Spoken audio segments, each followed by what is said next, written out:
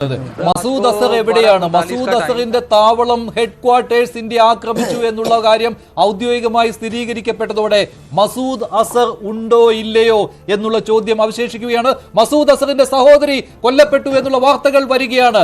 ഇന്ത്യയുടെ ആക്രമണത്തിൽ മസൂദ് അസറിന്റെ സഹോദരി കൊല്ലപ്പെട്ടു. മസൂദ് അസർ എവിടെ എന്നുള്ള ചോദ്യം ബാക്കി നിൽക്കുകയാണ്. ഇത് സൂചനയാണ്. മസൂദ് അസറിന്റെ സഹോദരി കൊല്ലപ്പെട്ടു എന്നുള്ള സൂചന വരികയാണ്. കൊടും ഭീകരൻ മസൂദ് അസറിനെ പാകിസ്ഥാൻ സംരക്ഷിച്ചു വരികയായിരുന്നു.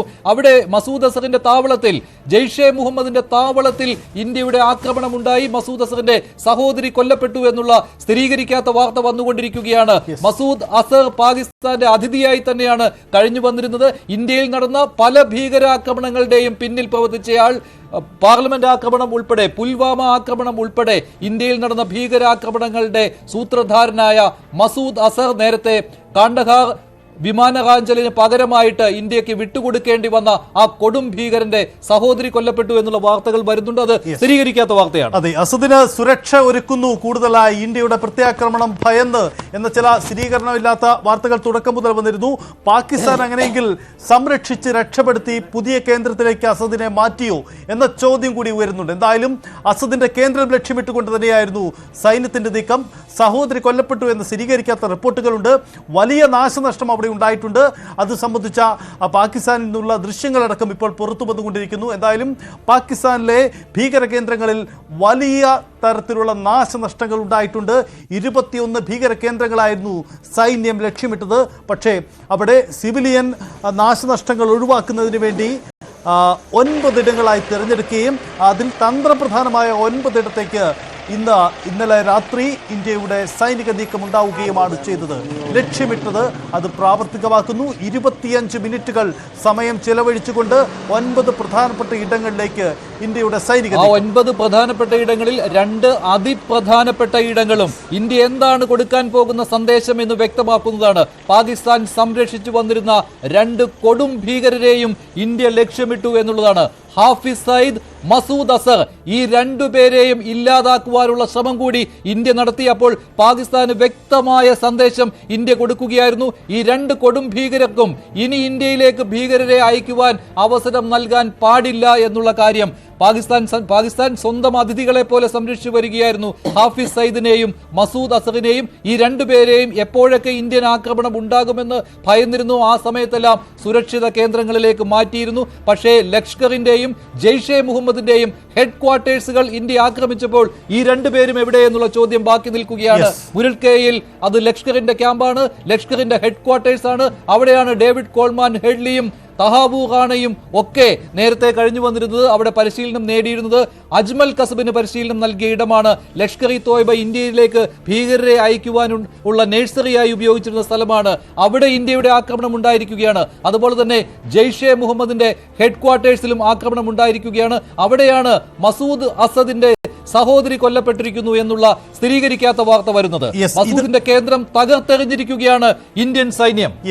അതായത് പെഹൽഗാമിനുള്ള മറുപടി എന്നതിൽ മാത്രമല്ല, ഭീകരതയുടെ അടിവേര് തകർക്കാനുള്ള ശ്രമമാണ് ഇന്ത്യയുടെ ഭാഗത്തു നിന്നും ഉണ്ടായത്. പാകിസ്ഥാൻ ഭീകരത കയറ്റുമതി ചെയ്യുന്ന, അവരെ പ്രോത്സാഹിപ്പിക്കുന്ന ഒരു രാജ്യമാണ് എന്ന് തുറന്നു കാട്ടാൻ കൂടി ഇതൊരു അവസരമാക്കിയിട്ടുണ്ട് ഇന്ത്യ. അതുകൊണ്ട് ഭീകരതയെ ചെറുക്കുന്ന, ടെററിസത്തിനെതിരെ ശക്തമായ നിലപാടെടുക്കുന്ന ലോകരാജ്യങ്ങളെല്ലാം പറയുന്നത് അത് പാകിസ്ഥാനെതിരെയുള്ള ആക്രമണമല്ല, ടെററിസ്ഥാനെതിരെയുള്ള ആക്രമണമാണ് ഇന്ത്യ നടത്തിയത്. അതുകൊണ്ട് തന്നെയാണ് ലഷ്കർ ഇ തോയ്ബ, ജെയ്ഷെ മുഹമ്മദ്, ഹിസ്ബുൾ മുജാഹിദീൻ, ഈ 3 ഭീകര സംഘടനകളുടെയും അടിവേരിളക്കുവാനുള്ള നീക്കമാണ് ഇന്ത്യ അർദ്ധരാത്രി നടത്തിയത്. 1:05 മുതൽ 1:30 വരെയാണ് ഈ ആക്രമണം നീണ്ടുനിന്നത്. ഇന്ത്യയുടെ സൈനിക ശക്തി വിളിച്ചറിയിക്കുന്ന ഒന്നുകൂടിയാണിത്. 100 കിലോമീറ്റർ പാകിസ്ഥാൻ ഉള്ളിലേക്ക് മിസൈൽ തൊടുത്ത്, അതിർത്തി ലംഘിക്കാതെ തന്നെ ഇന്ത്യക്കുള്ളിൽ നിന്ന് തന്നെ മിസൈൽ തൊടുത്തുവിട്ടാണ് ജെയ്ഷെ മുഹമ്മദിന്റെ ഹെഡ്ക്വാർട്ടേഴ്സ് ഇന്ത്യ തകർത്തത്. അതാണ് ഇതിലെ ഏറ്റവും പ്രധാനപ്പെട്ട ആക്രമണം. രണ്ടാമത്തേത് ലഷ്കർ ഇ തോയ്ബയുടെ ഇതിപ്പോൾ കാണുന്ന ദൃശ്യങ്ങൾ മസൂദ് അസർ ഒളിച്ചിരുന്ന സ്ഥലം അല്ലെ, തകർത്തതിന്റെ ദൃശ്യങ്ങളാണ് കാണുന്നത്. മസൂദ് അസർ എവിടെ ചോദ്യം ബാക്കി നിൽക്കുകയാണ്. ഈ മദ്രസയിലാണ് മസൂദ് അസർ ഏറ്റവും ഒടുവിൽ ഉണ്ടായിരുന്നത് എന്നുള്ള വിവരമാണ് പുറത്തു വന്നുകൊണ്ടിരിക്കുന്നത്. മസൂദിന്റെ കേന്ദ്രം തകർത്തു. രാകേഷ് ചേരുകയാണ്. രാകേഷ്, മസൂദ് അസറിനെ പാകിസ്ഥാൻ സംരക്ഷിച്ചു വരികയായിരുന്നു. അസർ ജീവനോടെ ഉണ്ടോ ഇല്ലയോ, എന്തെങ്കിലും സ്ഥിരീകരണം വരുന്നുണ്ടോ? മഞ്ജുഷ 9 കേന്ദ്രങ്ങളിൽ ഇന്ത്യ ലക്ഷ്യം വെച്ച 4 കേന്ദ്രങ്ങൾ പാകിസ്ഥാനിലായിരുന്നു. ഈ 4ഉം ഭീകര താവളങ്ങൾ, ഭീകര കേന്ദ്രങ്ങളായിരുന്നു, അവരുടെ ഹെഡ്ക്വാർട്ടേഴ്സ് ആയിരുന്നു. അതിലൊന്ന് ജെയ്ഷെ മുഹമ്മദിൻ്റെയാണ്, മറ്റൊന്ന് ലഷ്കർ ഇ തൈബയുടെയാണ്, മറ്റൊന്ന് ഹിസ്ബുൾ മുജാഹിദ്ദീൻ്റെയാണ്.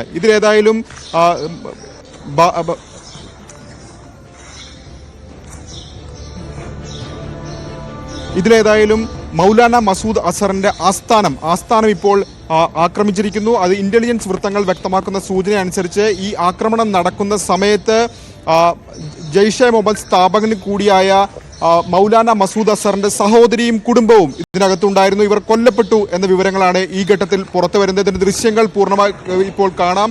പൂർണ്ണമായും തകർന്ന നിലയിലാണ് ദൃശ്യങ്ങളുള്ളത്. ഏതായാലും ഈ കേന്ദ്രങ്ങൾ ലക്ഷ്യം വെച്ചുകൊണ്ട് തന്നെയായിരുന്നു സൈന്യത്തിന്റെ ആക്രമണം. ഈ കെട്ടിടം പൂർണ്ണമായി തകർന്നിരിക്കുന്ന ദൃശ്യങ്ങളാണ് ഇപ്പോൾ നമ്മൾ കണ്ടുകൊണ്ടിരിക്കുന്നത്. അതിനകത്ത് ഈ സംഭവം നടക്കുന്ന സമയത്ത്, ഇന്ത്യയുടെ ആക്രമണം നടക്കുന്ന സമയത്ത് മൗലാന മസൂദ് അസറിന്റെ സഹോദരിയും കുടുംബങ്ങളും ഉണ്ടായിരുന്നു എന്ന വിവരങ്ങൾ കൂടി ഈ ഘട്ടത്തിൽ പുറത്തു വരുന്നുണ്ട്. കാരണം ഇത് അവരുടെ ആസ്ഥാനമായി പ്രവർത്തിച്ചിരുന്നതാണ്.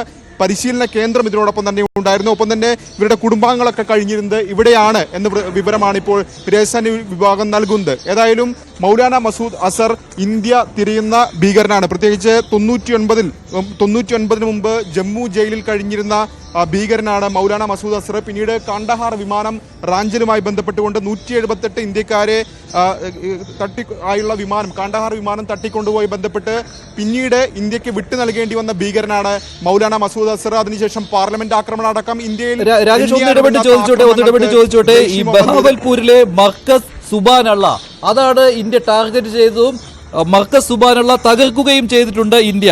ഈ പ്രസ് റിലീസിൽ തന്നെ കൃത്യമായിട്ട് പറയുന്നുണ്ട്, the Markaz consist of residences of Jaishe Mohammed chief Maulana Masood Azhar, de facto chief of Jaishe Mohammed Mufti Abdul Rauf Asghar, Maulana Ammar and other family members of Masood Azhar എന്ന്. ഇതേ സ്ഥലത്ത് നിന്നാണ് മസൂദ് അസർ പലതവണയും ഇന്ത്യ വിരുദ്ധ പ്രസംഗങ്ങൾ നടത്തിയിരുന്നതും ഭീകരരെ ഇന്ത്യയിലേക്ക് കടത്തിവിടുന്നതിനു മുൻപുള്ള പ്രഭാഷണങ്ങൾ നൽകിയിരുന്നതും. അപ്പോൾ അസർ ഇവിടെ ഉണ്ടായിരുന്നോ ഇല്ലയോ എന്നുള്ള കാര്യത്തിൽ മാത്രമല്ലേ ഇനി സ്ഥിരീകരണം പറയാൻ ബാക്കിയുള്ളൂ. സ്ഥിരമായിട്ട് അസർ താമസിക്കുന്ന സ്ഥലം തന്നെയല്ലേ ഇവിടം?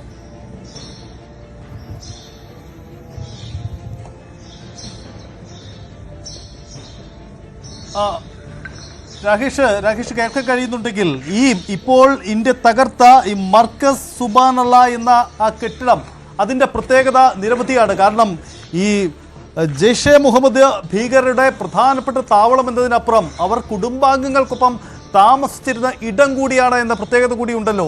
അങ്ങനെയെങ്കിൽ ഇന്ത്യ ലക്ഷ്യമിട്ട ആ ലക്ഷ്യത്തിലേക്ക് ഭീകരരുടെ കേന്ദ്രങ്ങൾ നശിപ്പിക്കുന്നു എന്ന് മാത്രമല്ല, അവരുമായി ബന്ധപ്പെട്ടവരുടെ അടിവേര് തകർക്കാൻ നമ്മുടെ സൈനിക നീക്കത്തിന് കഴിഞ്ഞു എന്ന് കൂടി കരുതേണ്ടി വരില്ലേ? അസദ് എവിടെയെന്നൊരു ചോദ്യം ഇപ്പോഴും അവശേഷിക്കുന്നുണ്ട്. അതെ സജിത്ത്, അങ്ങനെ തന്നെ കരുതേണ്ടി വരും. കാരണം ഇന്ത്യ ഇപ്പോൾ സർക്കാർ ഔദ്യോഗികമായി നടത്തിയ വാർത്താ സമ്മേളനത്തിലൊക്കെ തന്നെ ഒരു കാര്യം എടുത്തു പറഞ്ഞിരുന്നു. അതായത് പാകിസ്ഥാന്റെ സൈനിക കേന്ദ്രങ്ങൾക്ക് നേരെ ഇന്ത്യ ആക്രമണം നടത്തിയിട്ടില്ല, മറിച്ച് പാകിസ്ഥാന്റെ സാധാരണക്കാരായ ജനങ്ങൾക്ക് നേരെ ഇന്ത്യ ആക്രമണം നടത്തിയിട്ടില്ല. പകരം ഇന്ത്യ കൃത്യമായി ലക്ഷ്യം വെച്ചത് ഇത്തരത്തിൽ ഭീകര താവളങ്ങൾക്ക് നേരെയാണെന്ന് വാർത്താ സമ്മേളനത്തിൽ ഫോറിൻ സെക്രട്ടറി അടക്കമുള്ളവർ എടുത്തു പറഞ്ഞിരുന്നു. ഈ പുറത്തുവിട്ട ദൃശ്യങ്ങളും ഇത്തരത്തിൽ ക്യാമ്പുകൾ തന്നെയാണ്. അതായത് 9 ക്യാമ്പുകളുടെ ചിത്രങ്ങൾ പുറത്തുവിട്ടു. അത് 4 പാകിസ്ഥാനിലാണ്, 5 പാക് അധീന കശ്മീരിലാണ്. ഇതെല്ലാം തന്നെ ഭീകര താവളങ്ങളാണ്, ഭീകരരെ പരിശീലിപ്പിക്കുന്ന കേന്ദ്രങ്ങളാണ്, ഭീകരരെ ലോഞ്ച് പാഡുകളാണ്.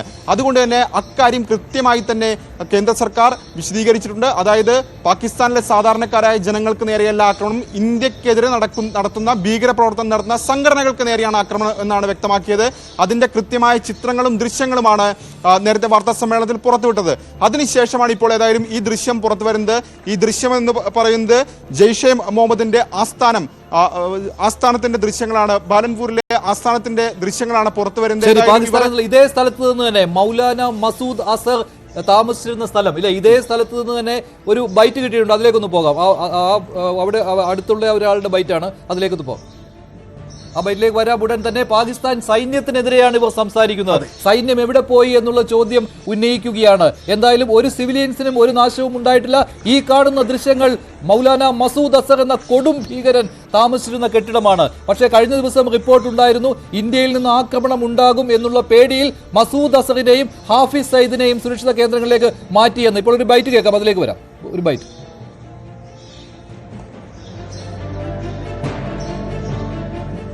पाकिस्तानी और इंडिया ने जंग शुरू कर दी है। अभी मेरे बहावलपुर सिटी के अंदर मौलाना मसूद अजहर साहब के जो है मदरसा है उसके ऊपर 4 मिसाइल दागे गए हैं। 4 मिसाइलों के साथ हमला किया गया है मौलाना मसूद अजहर साहब के मदरसे के ऊपर। हम अपनी अफवाज पाकिस्तान के साथ खड़े हैं, लेकिन मेरा सवाल है कि हमारी एजेंसीज कहाँ सोई हुई थी, हमारी अफवाज पाकिस्तान कहाँ सोई हुई थी जब ये हमला हुआ। मुजफ्फराबाद की भी खबर आ रही है कि मुजफ्फराबाद वाली साइड पर भी ये अटैक हुआ है, लेकिन सबसे पहले मेरे बहावलपुर सिटी के अंदर अटैक हुआ है ब्लास्टिक मिसाइल के साथ। उन्होंने हमला किया है मौलाना मसूद अजहर साहब के मदरसे के ऊपर। 4 मिसाइल मारे गए हैं।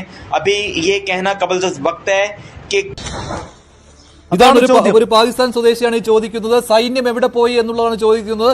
4 മിസൈലുകൾ മൗലാന മസൂദ് അസർ ഉണ്ടായിരുന്ന കെട്ടിടത്തിൽ വീണു എന്നുള്ളതാണ് പറയുന്നത്. അതായത് മൗലാന മസൂദ് അസറിന്റെ കെട്ടിടം തന്നെയാണ് ഇത്. ഈ മർക്കസിലാണ് കുടുംബാംഗങ്ങളും ഉണ്ടായിരുന്നത്. പക്ഷേ അവസാന നിമിഷം മസൂദ് അസറിനെ അവിടെ നിന്ന് മാറ്റിയിട്ടുണ്ടോ ഇല്ലയോ എന്നുള്ള ചോദ്യം മാത്രമാണ് ഇപ്പോൾ ബാക്കിയുള്ളത്. ഈ കാര്യങ്ങൾ അവിടെ സ്ഥിരീകരിക്കപ്പെട്ട് കഴിഞ്ഞതാണ്. മസൂദ് അസറിന്റെ താമസ സ്ഥലം തന്നെയാണ് ഇവിടം. ഇതാണ് operational headquarters of Jaishe Mohammed എന്നറിയപ്പെടുന്ന മർക്കസ് ഇത് തന്നെയാണ്. അവിടെ ഇന്ത്യയുടെ ആക്രമണം ഉണ്ടായ കാര്യം ഇന്ത്യ തന്നെ സ്ഥിരീകരിച്ചിട്ടുണ്ട്. സേന അല്പം മുമ്പ് ഔദ്യോഗികമായിട്ട് ഇക്കാര്യം സ്ഥിരീകരിച്ചതാണ്. പക്ഷേ മസൂദ് അസർ എവിടെ, ആ കൊടും ഭീകരൻ എവിടെ എന്നുള്ള ചോദ്യമാണ് ഇനി ബാക്കിയുള്ളത്. യെസ്, അത് തുടക്കത്തിൽ തന്നെ ഇന്ത്യയുടെ പ്രത്യാക്രമണം മുന്നിൽ കണ്ട് അസദിനെ കൂടുതൽ സുരക്ഷ നൽകി പാകിസ്ഥാൻ മാറ്റിയെന്ന ചില അഭ്യൂഹങ്ങൾ കൂടി തുടക്കത്തിൽ തന്നെ പുറത്തു വന്നിരുന്നു. അതിന് പിന്നാലെയാണ് ഇതുണ്ടാവുന്നത്. എന്തായാലും അസദ് എവിടെയെന്ന ചോദ്യം ഉണ്ടാവുകയാണ്. അസദ് കൊല്ലപ്പെട്ടോ എന്ന ചോദ്യം കൂടി ഉയർത്തിവിടാം. എന്തായാലും ഇതിൽ പാകിസ്ഥാൻ ഒരു വ്യക്തത വരുത്തേണ്ടതുണ്ട്. വളരെ പ്രധാനപ്പെട്ട ദൗത്യമായിരുന്നു ഇന്ത്യക്ക് മുന്നിൽ ഉണ്ടായിരുന്നത്. ആ ദൗത്യമാണ് ഇപ്പോൾ അസദിന്റെ കേന്ദ്രങ്ങൾ ലക്ഷ്യമിട്ട്, ജെയ്ഷെ മുഹമ്മദിന്റെ കേന്ദ്രങ്ങൾ ലക്ഷ്യമിട്ടുകൊണ്ട് ഇത്തരമൊരു നീക്കം നടത്തിയിരിക്കുന്നത്. സ്വാഭാവികമായും എന്തുകൊണ്ട് ബാവൽപൂർ തെരഞ്ഞെടുത്തു ആക്രമണത്തിന് എന്ന ചോദ്യത്തിന് നിരവധി ഉത്തരങ്ങൾ നമുക്ക് നൽകാനുണ്ട്. ഒന്ന്, തന്ത്രപ്രധാനമായ ഇടമാണ്. പാകിസ്ഥാനിലെ 12ാമത് വരുന്ന ഏറ്റവും വലിയ പട്ടണങ്ങളിൽ 12ാം സ്ഥാനമുള്ള ഒരു ഇടമാണ് എന്ന് മാത്രമല്ല, ജെയ്ഷെ മുഹമ്മദിന്റെ കേന്ദ്രം, ഇന്ത്യ വിരുദ്ധ പ്രസ്താവനകളുടെ കേന്ദ്രം, ഇന്ത്യ വിരുദ്ധ നീക്കങ്ങളുടെ കേന്ദ്രമാവുന്ന ഇടം, ഒപ്പം തന്നെ കറാച്ചിയിൽ നിന്നും 400 കിലോമീറ്റർ ദൂരമുള്ള ഇടം. ഇങ്ങനെ നിരവധി ഇന്ത്യ അതിർത്തിയിൽ നിന്ന്, ഇന്ത്യ പാക് അതിർത്തിയിൽ നിന്ന് 100 കിലോമീറ്റർ അകലെയുള്ള കേന്ദ്രമാണ്. അവിടെയാണ് മർക്കസ് സുബാനുള്ള ബഹാവൽപൂരിലെ ആ കേന്ദ്രം കൃത്യമായിട്ട് ഇന്ത്യ ടാർഗറ്റ് ചെയ്തിട്ടുണ്ട് എങ്കിൽ അത് മസൂദ് അസറിനെ ടാർഗറ്റ് ചെയ്യുകയായിരുന്നു. മസൂദ് അസറിനെതിരെയുള്ള ഒരു ആക്രമണം കൂടിയായിരുന്നു. പക്ഷേ മസൂദ് അസർ എവിടെ എന്നുള്ള ചോദ്യം ഇപ്പോഴും ബാക്കിയാവുകയാണ്. മസൂദ് അസറിനെ